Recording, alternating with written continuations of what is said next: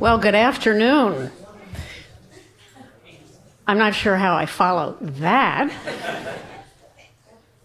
but to ask a question. A swinging Presbyterian.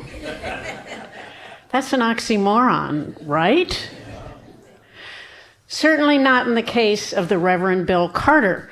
I'm sure many of you had a chance to meet Bill yesterday and last night. He is the pastor and has been for nearly 30 years at the First Presbyterian Church in Clarks Summit and our musician in residence this weekend. I believe, Suzanne, the first time we've had a musician in residence? Yes. Always breaking new ground. Bill is an enthusiastic, very talented, and yes, swinging Presbyterian jazz musician, and has been delighting and enlightening people with his unique blend of the sacred and the secular for many years. Shortly after assuming his duties in Clarks Summit, Bill formed his jazz ensemble, the Presby Bop Quartet, which presents jazz services to packed congregations at his church, including jazz communion and Christmas Eve midnight church services. With 8 recordings, and of course there are CDs for all of us to buy, and frequent concerts in an eclectic variety of venues, Bill is nationally acclaimed for his musical and liturgical leadership. A graduate of SUNY Binghamton, for those of you who aren't around here, that's the State University of New York in Binghamton, an hour up the road, and Princeton Theological Seminary. He has made music with Phil Woods, Dave Brubeck, Bobby McFerrin, David Liebman, among many others, and he travels widely as a respected speaker, teacher, preacher, and jazz pianist. His presentation this afternoon, The Jazz of Justice, Dave Brubeck and Our Hidden Wound. Bill will take us on a musical journey through the work of the jazz legend, Dave Brubeck, who bridged racial divisions by singing to the American soul. Please join me in welcoming Bill Carter.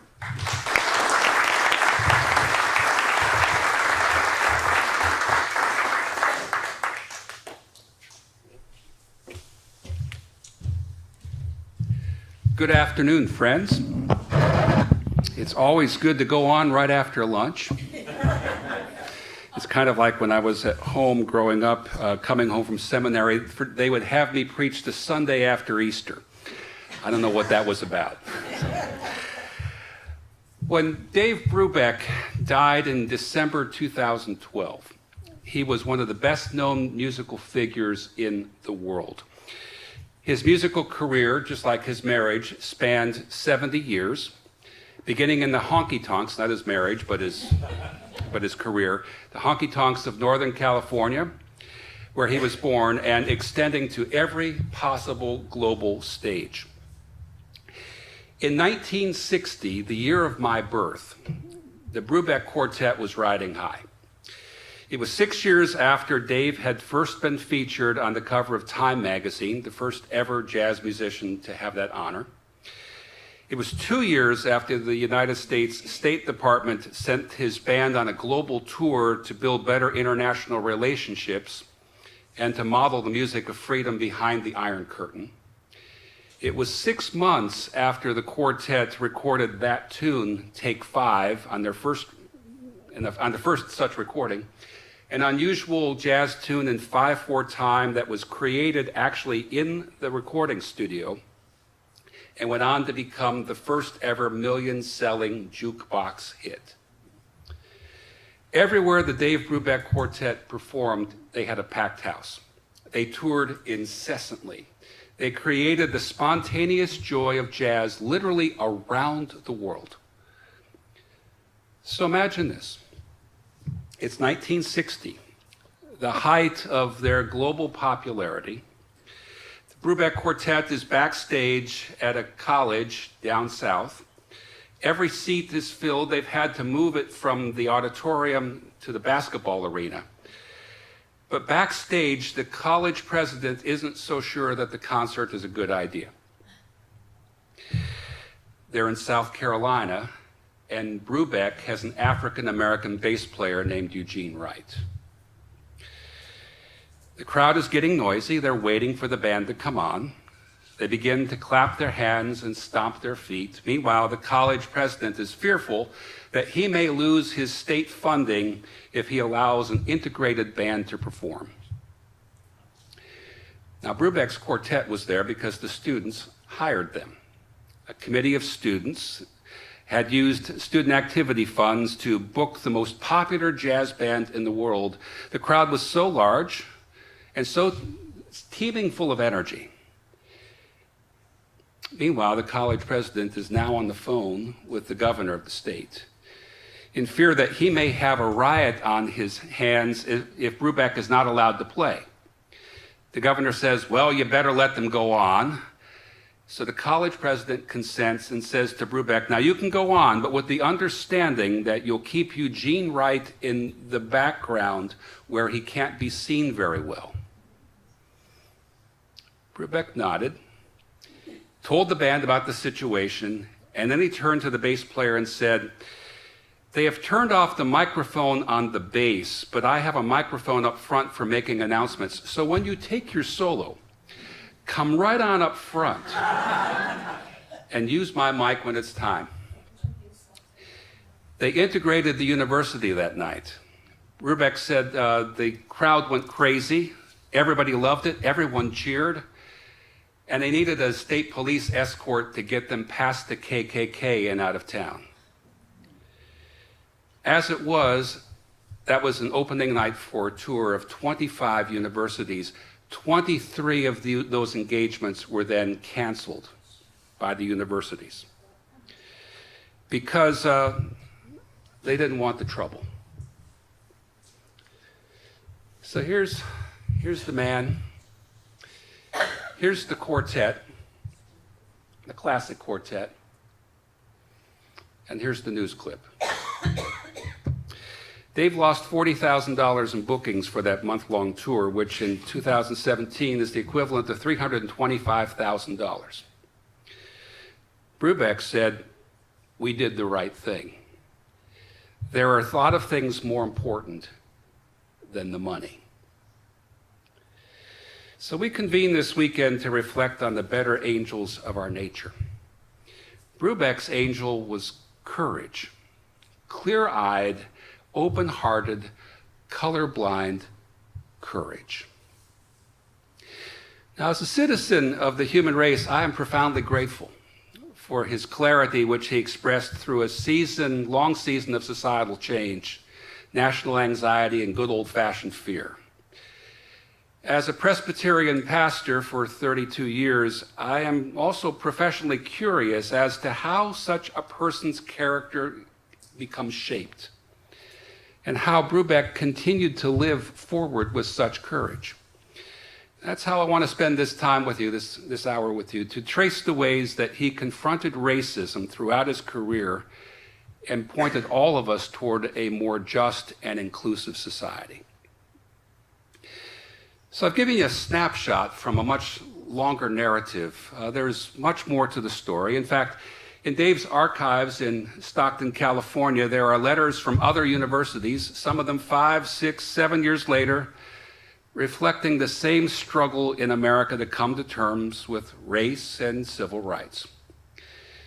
Racism certainly was not fixed by a jazz pianist holding his ground one night and thinking about canceling a single concert. Neither have the struggles been resolved among us today. There is a lingering wound from the slavery of African peoples and others. What writer Wendell Berry calls the original wound of America, a wound still festering in both those whose forebears were once enslaved, as well as in those who enslaved them. If reconciliation can ever happen in a serious way, everyone must drop their wounds, that they might be dressed.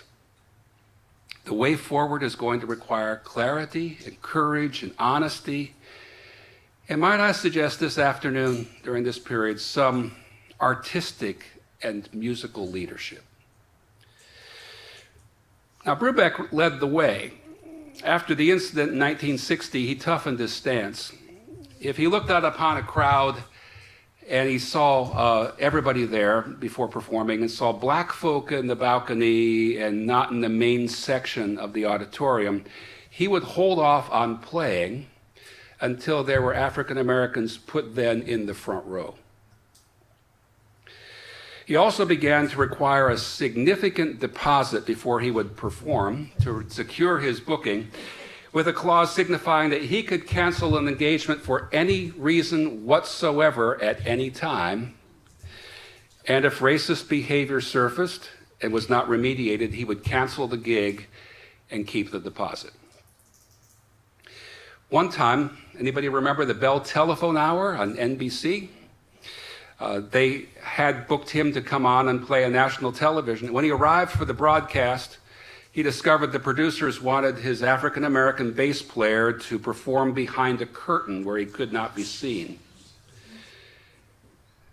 They discussed this, then debated this to no avail. Dave then turned to the band and said, "Come on, guys, we're going to go." And they walked out of the studio without playing a note. How does someone become like this? Become an advocate like this? Take a stand like this? How did he listen to his better angels?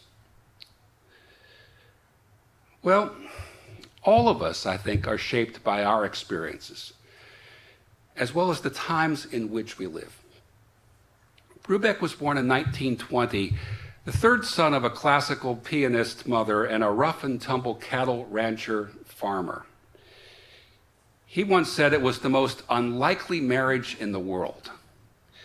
His two older brothers followed after their mother and went into the conservatory to study music and later to teach.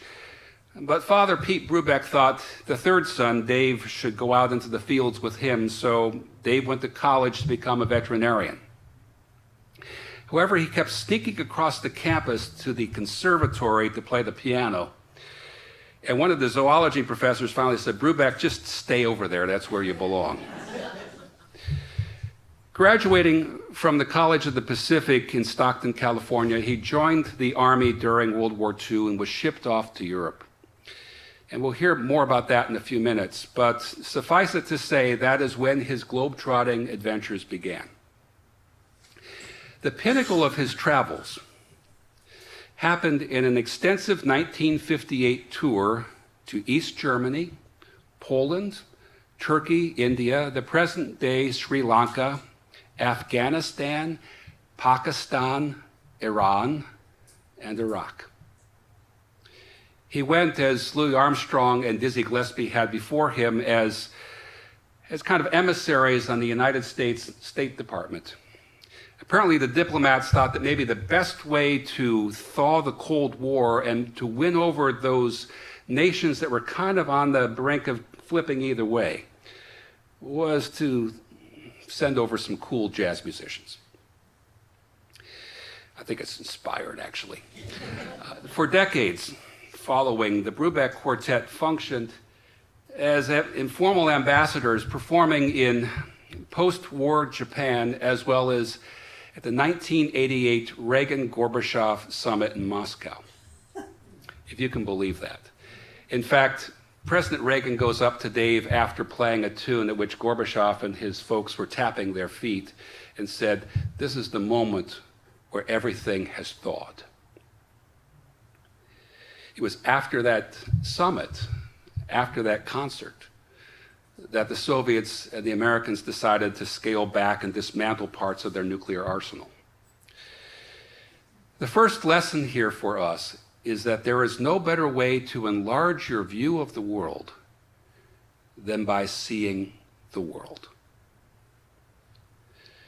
Brubeck's extensive travels pushed him beyond parochialism and provincialism. He learned firsthand that global life is interconnected, interdependent.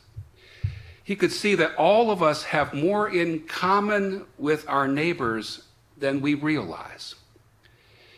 And you can love your neighbors better when you see that they are actually, all of them, a lot like you.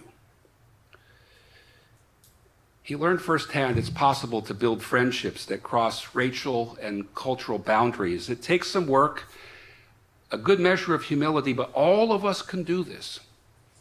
And the question it raises for me is this: how many of us have friends who are not like us? Now, the second dynamic at work in Brubeck has to do with the kind of music that he played. You know his favorite composer? Johann Sebastian Bach. He heard Bach at his mother's piano with his mother's piano students. He picked up the music largely by ear because he never learned to read music because of a disability. He studied Bach, he analyzed Bach, he composed and wrote counterpoint like Bach, and then when he sat down at the piano, something else came out. He was born in 1920, just as jazz began as an ascending force in America. Now, his mother insisted that the only music to be heard in their home would be music that the family made, preferably European classical music on their family piano. It's hard to imagine a pre-TV life. Well, Dave played along, but ever the rebel, he also built a crystal set radio, which he hid under his bed, and that's when he began to hear jazz for himself. By the time he was a teenager, he was playing gigs in Lake Tahoe and the surrounding camps, and his mother never really understood this until Columbia gave him a recording contract and his face went on the cover of Time magazine. Now, for many, particularly those of white European heritage, jazz was perceived as illegitimate music.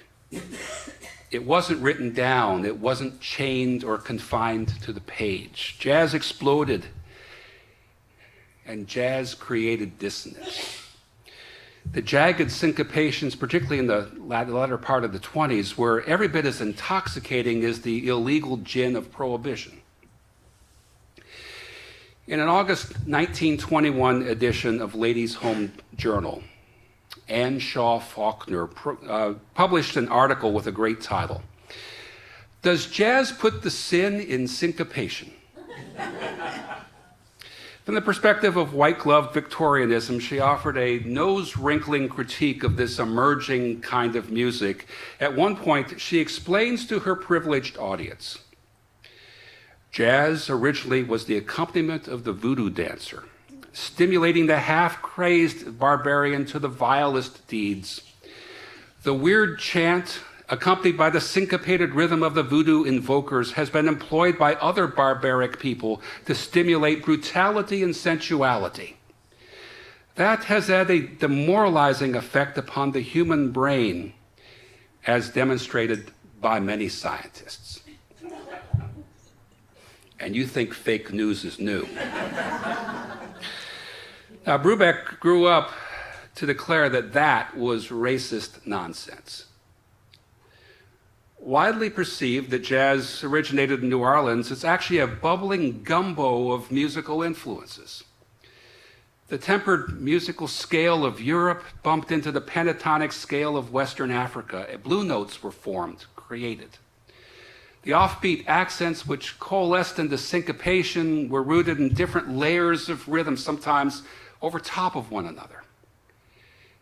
Jazz was the same melting pot that America was becoming, which explained and still explains the ambiguity of the European-skinned elite. They could dismiss jazz in derogatory terms by daylight and then slip out after dark to dance to it. What mattered for jazz musicians, however, is whether or not you could play it, whether or not you could take part in this inclusive interracial community that the music created. Brubeck told about a moment on tour to the Netherlands. He's traveling with one of those package tours. 3 or 4 or 5 different bands would go, do a series of concerts. He was traveling with Willie the Lion Smith, a wonderful African-American pianist, master of stride piano. A Dutch journalist comes up to Smith and says, "Well, isn't it true that no white man can play jazz?" Standing by Brubeck's side, Smith said to the reporter, "I'd like you to meet my son." Brubeck was shaped by global travels, international friendships, as he played a music that reached beyond racial differences. But like a lot of us, maybe the moment that shaped him most was one from his childhood.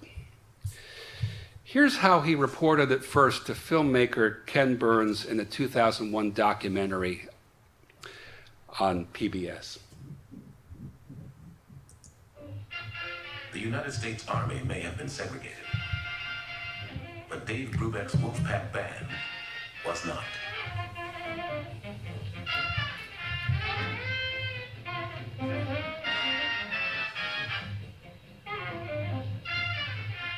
The men ate, slept, and lived together, and shared experiences they would never forget. The band once played so close to the front lines that German planes swooped down to strafe them, and the whole audience rushed for their arms to shoot back.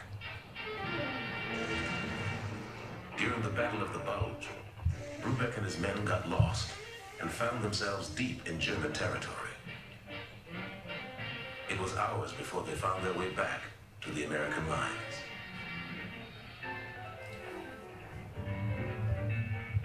The Wolfpack remained with George Patton's Third Army until the war in Europe finally ended on May 8th, 1945. Through it all, the band remained integrated. But when Dave Brubeck and the Wolfpack Band got home, nothing in America had changed. When we landed in Texas, we all went to the dining room to eat, and they wouldn't serve the black guys. The guys had to go around and stand at the kitchen door. This one guy, he said he wouldn't eat any of their food, and he started to cry. He said, "What I've been through, and the first day I'm back in the United States, I can't even eat with you guys." He said, "I wonder why I went through all this."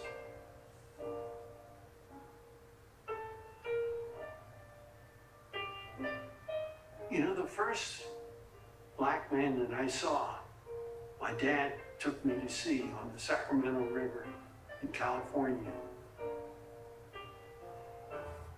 And he said to his friend, "Open your shirt for Dave."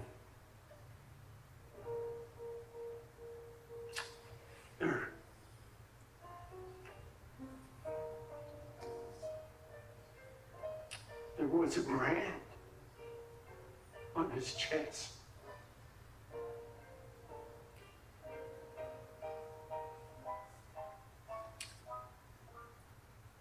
And my dad said, "These things can't happen." That's why I fought for what I fought for.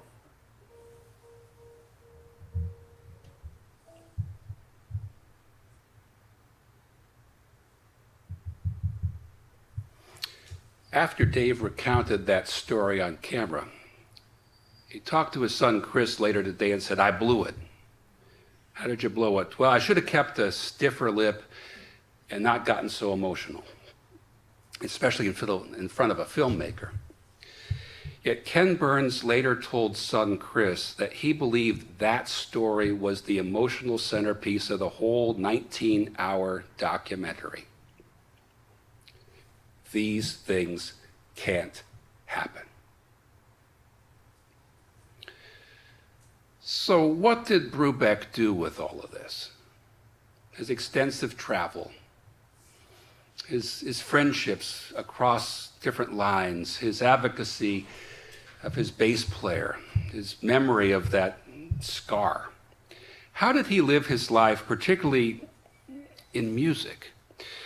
Now, we've already heard how he broke the imaginary color barrier by hiring Eugene Wright, who was the best bass player to fit his band and the best he could find. And we've heard how his professional and personal relationship with Wright and others had a sacred importance to him. It persisted together on the road for 10 years. And Brubeck insisted on countless occasions that all the members of the quartet would stay in the same hotel wherever they traveled. And this was a recurring issue, not only in Gulfport, but Minneapolis. But it was inevitable that his commitment to racial justice and equality would also bubble up in the content of his music. So in the time remaining, I'd like to play 3 musical examples of his courage and his clarity, and how the courage and the clarity became commitments. There are a lot of examples, but here are 3. The first comes from a musical show called The Real Ambassadors. He created it with his wife, Iola, his college girlfriend, who they married, and she was a literature major, would fit in perfectly at a conference like this. She did a lot of the script and the lyric for the speeches they would do. The show was done only once in 1962 at the Monterey Jazz Festival. It was based on Brubeck's experiences as a cultural ambassador for the State Department, but used that as a way of wrestling with civil rights struggles that were gripping the nation. Dave wrote the music, Iola composed a lot of the words, and they invited no less a figure than their friend Louis Armstrong to have a starring role. It was their only public collaboration with Armstrong, apart from the recording, which was done in the studio sometime later. Armstrong was strangely and deeply moved by the opportunity to tell the truth about his own struggles with racism, to not just be kind of the happy, jolly entertainer, but to tell the truth. So one of the featured pieces begins with Lambert Hendrickson Ross, the famous jazz vocal trio. They're singing a new Gregorian chant behind Louis as he sings, "They say I look like God.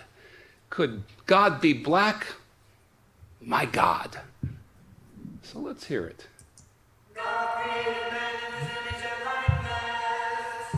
They say I look like God. In the image of God created man. Could God be black? My God. In the image of God created man. If I'm a man in the image of thee, male and female created man. Could thou perchance a zebra be? In the image and likeness of God, can it be? Created? No, not he. These are the generations of the heavens. He's watching all the way. These are the generations of the heavens and of the earth. He's watched us from our birth. And God saw everything that he had made. And if he cared, if you black or white, and the order was very good, he mixed one color, one just right. These are the generations, black or white, of the heavens and of the earth, one just right. Oh Lord, please hear my plea. Oh, give me eyes to see that our creation was meant to be an act of God to set man free. Set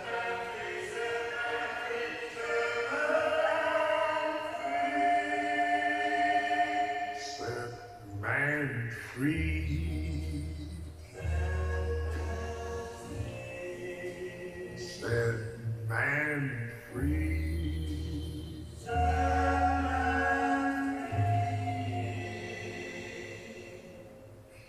You raised us from the dust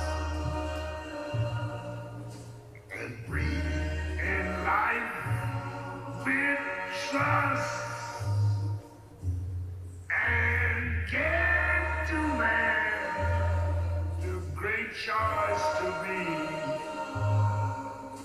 alone on earth, all one with thee.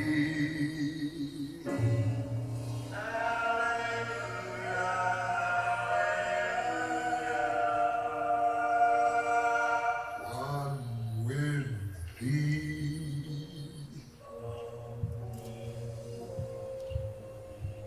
One with thee.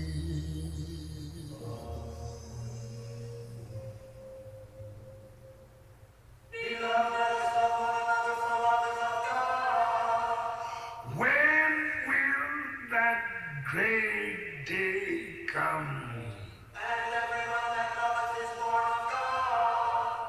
When everyone is one.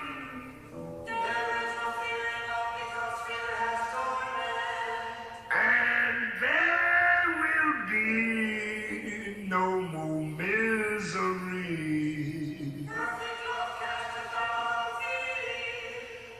When God tells man he's really free.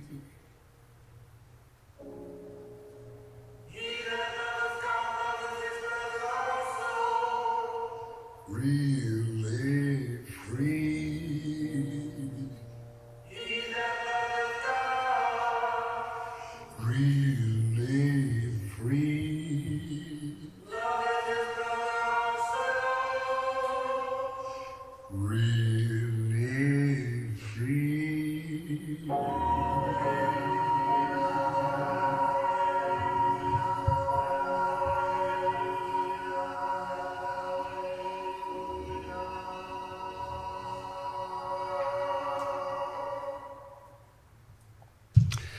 As a Presbyterian, that's good theology. Rooting our common humanity in the Genesis myth of all of us created equal as the foundation below everything else.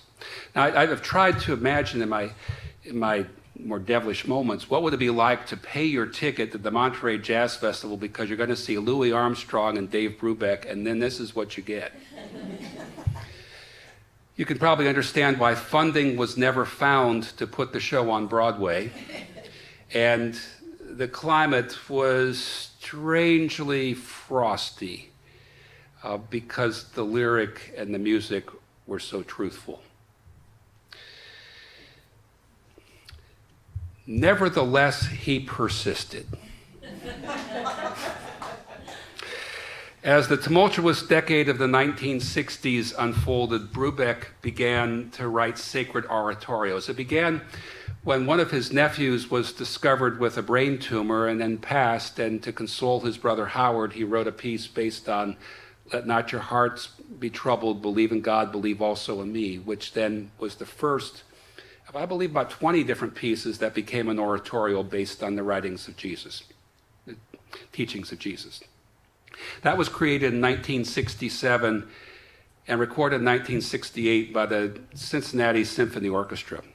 Well, about the time that the piece was premiered, a rabbi by the name of Charles Mintz knocked on Brubeck's door and said, "Okay, you've done it for the Christians. Why don't you do this for the Jews?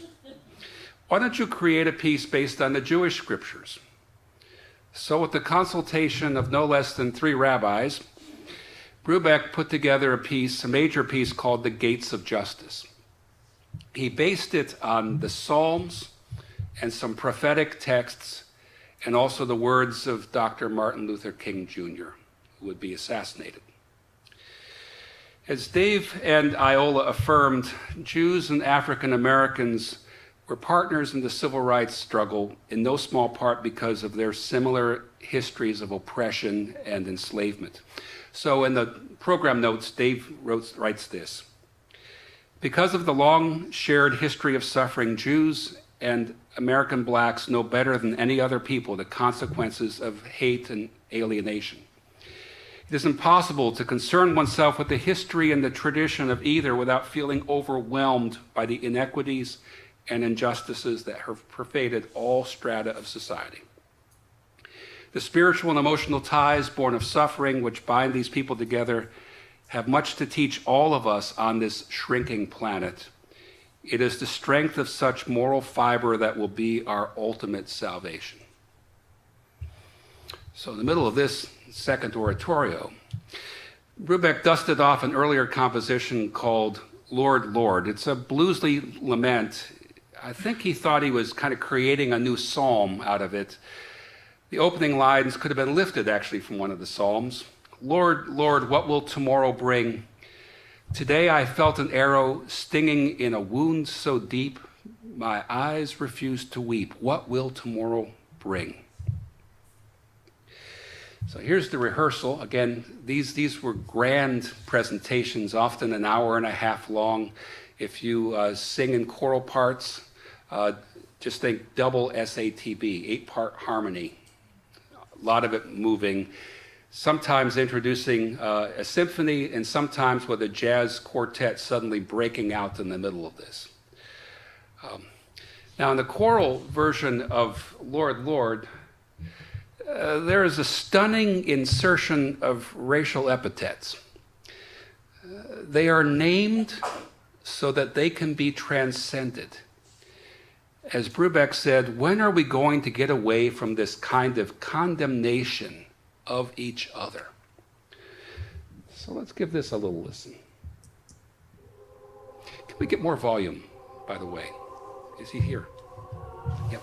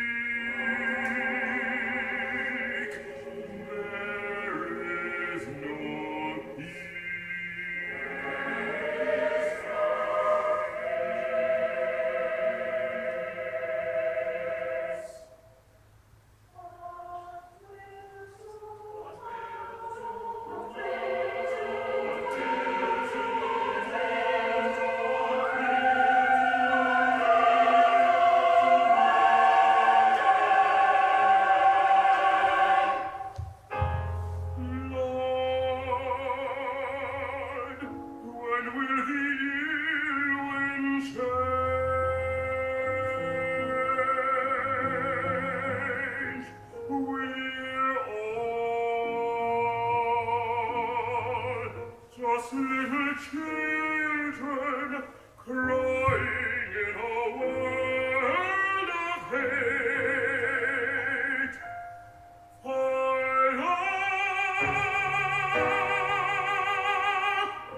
Fire and still we wait.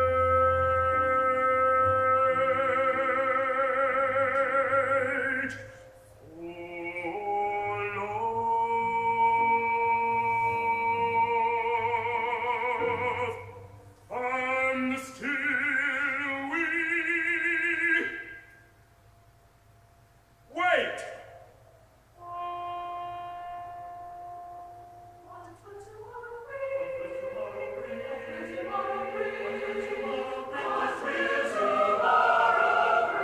Except for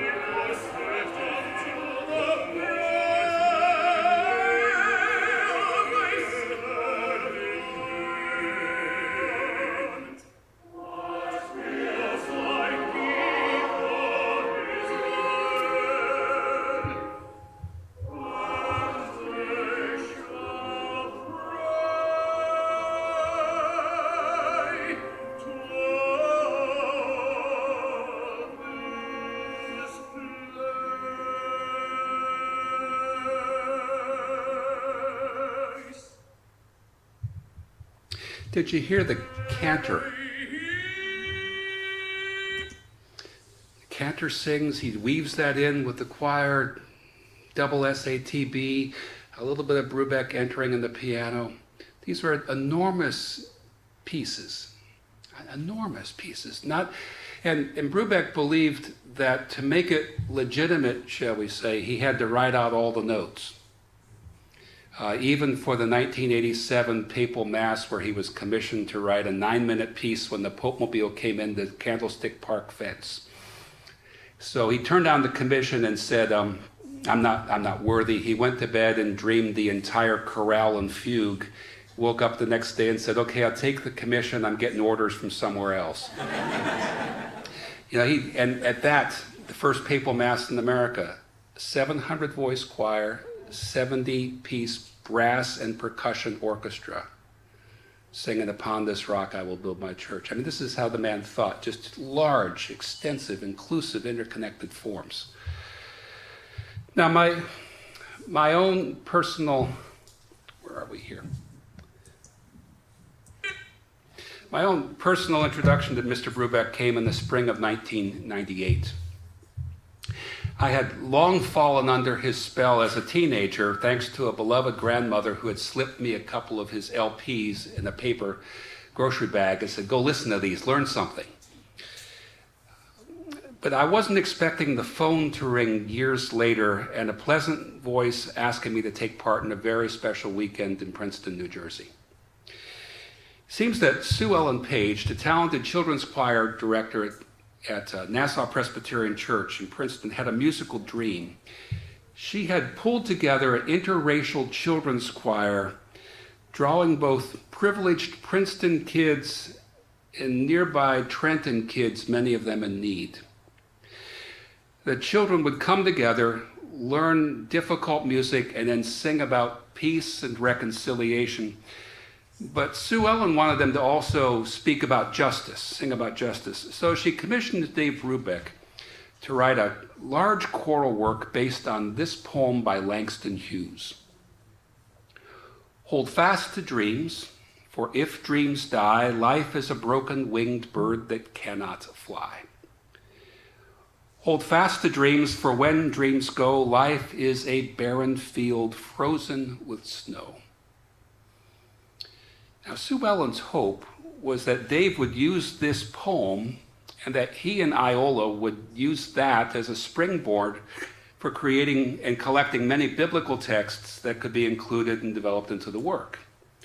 She marked the poem in the volume of collected works of Hughes, sent it off to the Brubeck home in Connecticut. For better or for worse, Dave misunderstood the assignment and composed settings for 19 Hughes poems for children's choir. He was embarrassed to discover his mistake and offered to return the commission money, although Sue Ellen looked it over and said, no, you keep it. You've created something far more enduring. So my phone rings one day, and the church's pastor says to me, we're bringing Dave Brubeck and his quartet to our church for a weekend next October. Would you be available to preach the sermon? Yes. Well, do you need to first secure permission from your elders? No. I'm going to go. I'm going to be there. And it was the genesis of a friendship that lasted 14 years, the last 14 years of the master's life. So Brubeck writes 19 settings of Langston Hughes poetry, moved by it. And the center of that unreleased work, unrecorded work called Hold Fast to Dreams, is actually the setting I want us to end with. It's a poem called I Dream a World. And you might know this. Here is the poem in its completion. I dream a world where man no other man will scorn, where love will bless the earth and peace its paths adorn. I dream a world where all will know sweet freedom's way, where greed no longer saps the soul, nor avarice blights our day. A world I dream where black and white, whatever race you be, will share the bounties of the earth, and every one is free. Where wretchedness will hang its head, and joy like a pearl attends the needs of all mankind. Of such I dream my world. And here it is.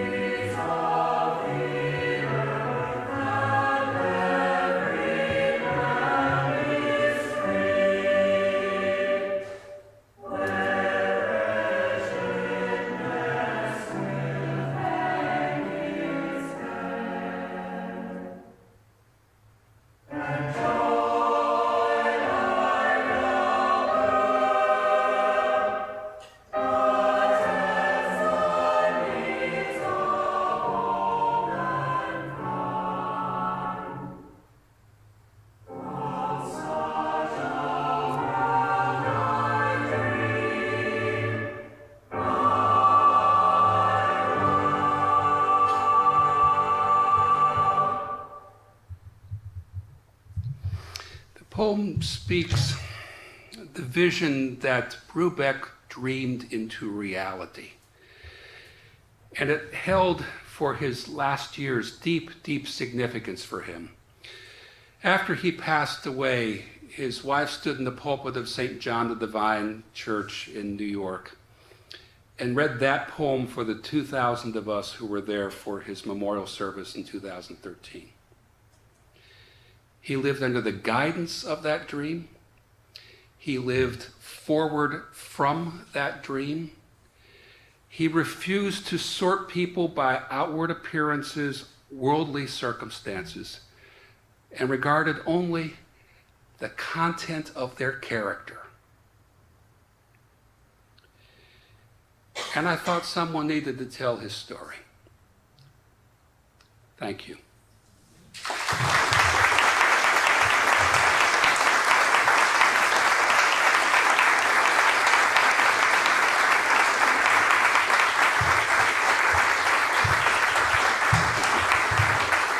We do have some time for a little bit of Q&A, and I will say that at 3 o'clock over here, we're doing a unprepared workshop. My friend Tony Marino, the bass player, will be dropping by, and we're going to create some music and demonstrate in kind of a nonverbal way at a literary conference how community can get built by musicians. Do you have any questions or things you wanted to know?